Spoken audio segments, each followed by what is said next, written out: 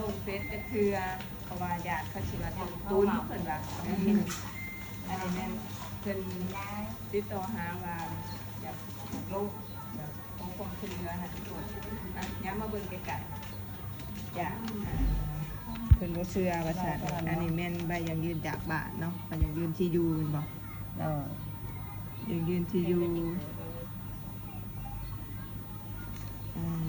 ก็คืออันเป็นแม่บ่คือแม่เพิ่นคนนี้คือแม่บ่โอ้พอเด้พอเพิ่นคือหากันได้เดือนนึง2เดือนมันก็เริ่มคบกันเหมือนก็ได้เลยเป็นแม่เดียวเดี๋ยวอันนี้ก็ปีนะปีนั่งให้ทุกคนเบิ่งไกลๆเนี่ยก็คือเพิ่นติดต่อหาว่าอยากให้ประกาศข่าวให้เนาะก็คือเพิ่นมีดูหัวใหญ่เนี่ย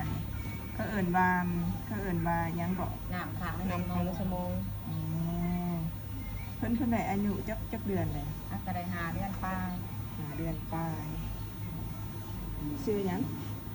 คือทางห้ำนอกเป็นผู้ชายเนาะชื่อห้ำน้อยบัดนี้อันนั้นเกิดมากันค่อยใหญ่ขึ้นได้เนี่ยประมาณ2เดือนเพราะว่าจะใหญ่เป็นตกใจเป็นแน่นอน2ก็คืนก็บ่ค่อยได้นอนดอกนอนอยู่ประมาณ 2-3 ชั่วโมงได้แล้วก็หายจนเจ็บคือในกินบ่อิ่มหายเลยก็ได้ฝากมาหมอก็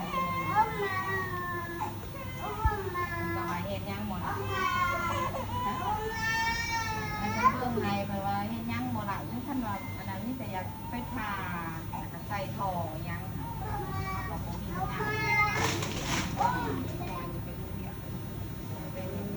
มีผู้แนะนำมาให้ไปทาอยู่เวียงมันมีคนเนี่ยไหนบอกว่าค่าใช้จ่ายประมาณเท่าไหร่คนท่านหมู่คนนี้สิประกอบเอกสารก็ยังประเทศไหนยังนะไปยังเดือดอย่างทั้งแผลทั้งอะไรถ้าเป็นตัวว่าคนได้จะได้เนี่ยค่ะมันเป็นโดนยังสะเพ็ดยังแล้วอย่ามาเป็นให้นอนมองก่อนนะสีแดงเอกสารไหนไปอย่างนี้จะแผลไหนเป็นยังแบบยังคงถึงเรียกก็ถามว่ามีเงินเป็นเดือนถึงเรียกเป็นบอก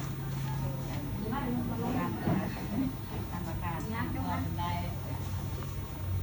ส่งไปบอกพ่อตายเนี่ยการ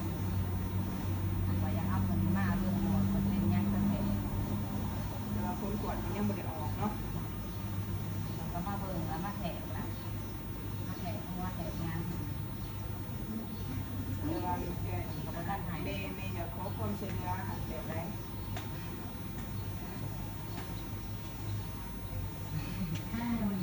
แต่บ้านนอกเขาไม่น้องโปรจักสิว่าองฮะ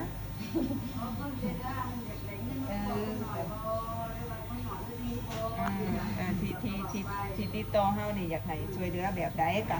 บอกน้ำผู้เบิงเด้อที่ผู้ที่เพิ่นแบบช่วยได้หรือผู้ที่เพิ่นอีต้นจังซี่นะอะไรนอกก็จริงแต่ก็อยากปินอยากครัวด้านหน่อยนะอยากมันเศร้าครัวซาแต่ก็ต้องขอพวกกระถาเชิญแต่อยากว่าความช่วยเหลือจากพ่อแม่พี่น้องดูได้เขาอันนี้จิตใจใช้สถานะดูว่าอันดอกว่าได้ปินครัวเพิ่นเพราะว่าเพิ่นติดต่อหากะให้เพิ่นส่งรูปให้เบิ่งกะส่งบ่เป็นดินยังบ่เป็นทุกคนเพิ่นมีแต่โทรเนาะก็เลยแนะนำให้เพิ่นไปเปิดบัญชีเนี่ยขอเบิ่งบัญชีเอื้อยเด้อันนี้กำลังเปิดมามื้อนี้เลยเนาะเขาบอกเฮ็ดที่อายยักเฮ็ดยักก็บ่เป็นนี่แต่อันนี้ซื่ออันนั้นเฮ็ด QR อยู่บ่บ่เฮ็ดยังบ่จักสิเฮ็ดได้เฮ็ดแต่ใบอัน